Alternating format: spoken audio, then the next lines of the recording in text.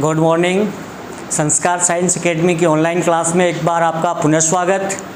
पिछले क्लास में हम प्रयोग या रचना के आधार प्रक्रिया पढ़ रहे थे और प्रयोग या रचना के आधार प्रक्रिया के हमने 5 प्रकारों के बारे में हमने जाना, जिनके 3 प्रकार हमने विस्तार से पढ़े थे। पहला प्रकार हमने पढ़ा था सामान्य क्रिया। सामान्य क्रिया क्या होती है? जब किसी वाक्य में एक ही क्रिया होती है तो वहाँ सामान्य क्रिया होती है। दूसरा प्रकार हमने पढ़ा संयुक्त क्रिया। संयुक्त क्रिया में क्या होता है? जब वाक्य में एक क्रिया के साथ दूसरी क्रिया जोड़ दी जाती है तो वहाँ संयुक्त क्रिया होती है। तीसरा जो हमने पढ़ा नाम धातु क्रिया। नाम धातु क्रिया के संबंध में हमने पढ़ा कि जब किसी वाक्य में वास्तव में क्रिया नहीं होती परंतु संज्ञा सर्वनाम वो विशेषण को क्रिया की तरह प्रयुक्त किया जाता है, क्रिया की तरह देखा जाता है, वहाँ नाम धातु क्रिया होती है। इसके उदाहरण हमने पढ़े थे, जैसे शर्म से शर्माना, लज्जा से लज्जाना, झूठ से झुठलाना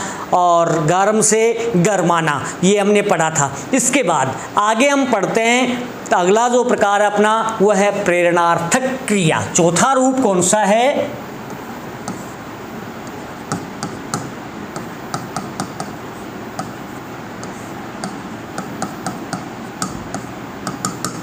प्रेरणार्थक क्रिया।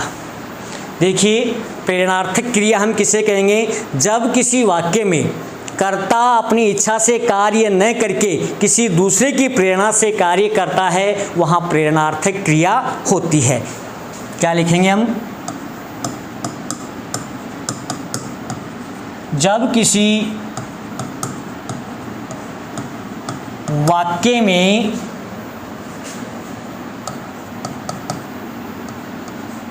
कर्ता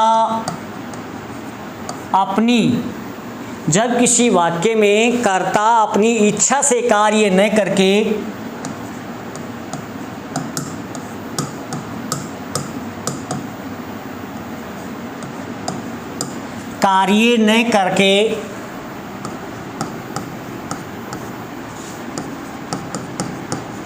किसी दूसरे की प्रेरणा से कार्य करता है,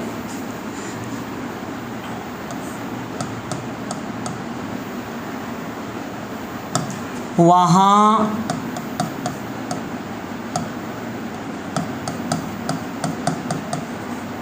प्रेरणार्थक क्रिया होती है। जब किसी वाक्य में कर्ता अपने इच्छा से कार्य नहीं करता है जबकि किसी दूसरे की प्रेरणा से कार्य करता है तो वहाँ प्रेरणार्थक क्रिया होती है। उदाहरण के लिए जैसे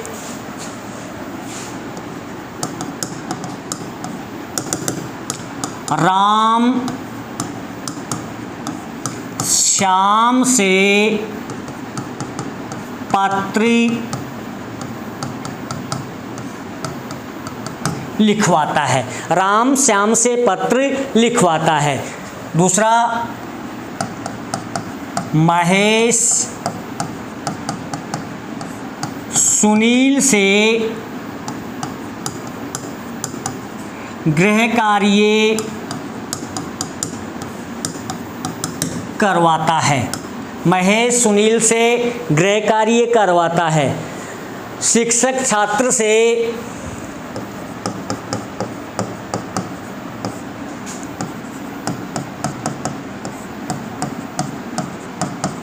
पाठ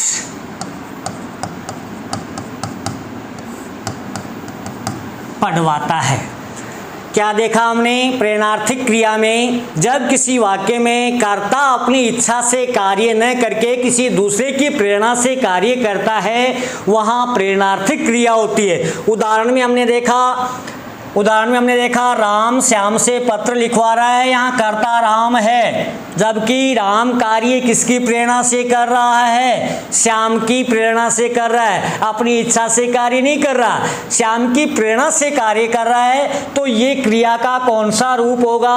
प्रेरणार्थक क्रिया। कौन सा रूप होगा? प्रेरणार्थक क्रिया।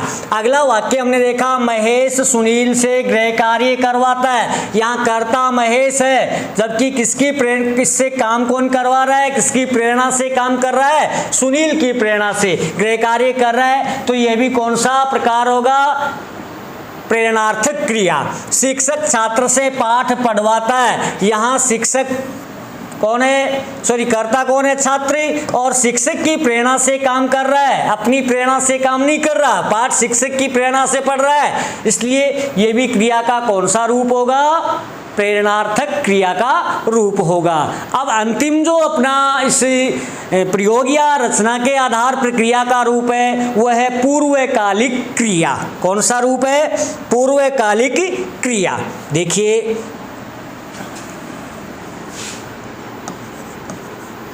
पूर्वकालिक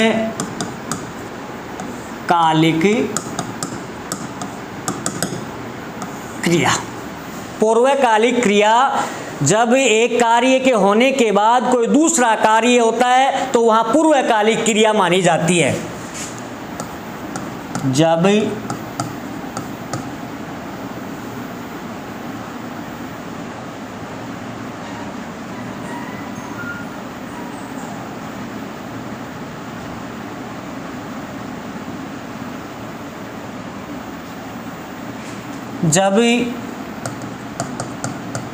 किसी एक कार्य के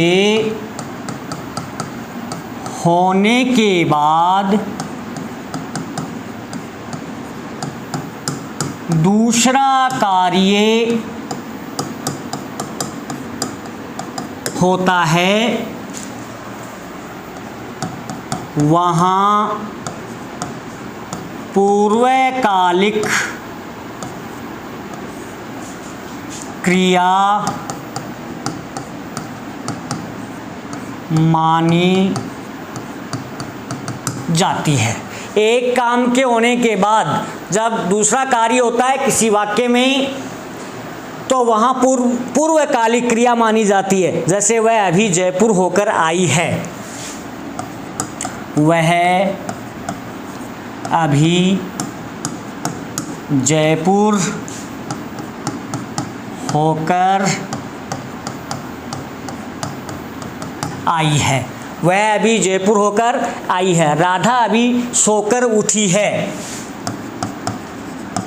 राधा अभी सोकर उठी है। राधा अभी सोकर उठी है। वह खाना खाकर सो गया। वह खाना खाकर सो गया। यानी एक काम के होने के बाद दूसरा काम हो रहा है। जब किसी वाक्य में एक कार्य के होने के बाद दूसरा कार्य होता है तो वहाँ पूर्वकालिक क्रिया मानी जाती है। 3 उदाहरण हमने यहाँ अपने श्यामपट पर लिखे हैं। पहला हमने लिखा है वह अभी जयपुर होकर आई है, यानी पहला काम जयपुर जाने का हुआ है और दूसरा काम आने का हुआ है। यानी एक काम के होने के बाद तुरंत दूसरा कार्य हो रहा है वाक्य में तो वहाँ पूर्वकालिक क्रिया। दूसरा राधा अभी सोकर उठी है, पहला काम सोने का हुआ है तो दूसरा काम उठने का हुआ है। तीसरा वह खाना खाकर सो गया, यहाँ पहला काम खाना खाना हुआ है और सोना दूसरा काम हुआ है। यानी एक काम के होने के बाद जब कोई दूसरा काम होता है वाक्य में तो वहाँ पूर्वकालिक क्रिया होती है। इसी के साथ आज अपना जो रचना या प्रयोग के आधार पर क्रिया का बिंदु था वो पूर्ण हुआ। हमने क्रिया के रचना या प्रयोग के आधार पर क्रिया के 5 प्रकार पढ़े। पहला प्रकार हमने पढ़ा सामान्य क्रिया, जिसमें जब किसी वाक्य में एक ही क्रिया होती है वहाँ सामान्य क्रिया होती है पढ़ा। दूसरा हमने पढ़ा संयुक्त क्रिया, एक वाक्य में जब एक क्रिया के साथ दूसरी क्रिया जुड़ी होती है तो उसे हम संयुक्त क्रिया कहते हैं। तीसरा पढ़ा हमने नाम धातु क्रिया। नाम धातु क्रिया के बारे में हमने पढ़ा कि जब वाक्य में वास्तव में क्रिया नहीं होती, जबकि संज्ञा सर्वनाम और विशेषण को क्रिया की तरह मान लिया जाता है, तो हमने वो क्या पढ़ा, नाम धातु क्रिया। उसके बाद हमने पढ़ा प्रेरणार्थक क्रिया। प्रेरणार्थक क्रिया में हमने पढ़ा कि जब वाक्य में कर्ता अपनी इच्छा से कार्य नहीं करता बल्कि किसी दूसरे की प्रेरणा से कार्य करता है तो वहाँ प्रेरणार्थक क्रिया होती है। और अभी हमने लास्ट जो पढ़ा वो पढ़ा हमने पूर्वकालिक क्रिया, यानी एक वाक्य में एक काम के होने के बाद जब दूसरा काम होता है तो इस प्रकार का जो उदाहरण होते हैं, इस प्रकार की जो क्रियाएं होती हैं वो पूर्वकालिक क्रिया मानी जाती है। धन्यवाद। ये अपना बिंदु पूर्ण हुआ। इसके बाद हम अगला जो बिंदु शुरू करेंगे वो संधि का शुरू करेंगे। तब तक के लिए धन्यवाद।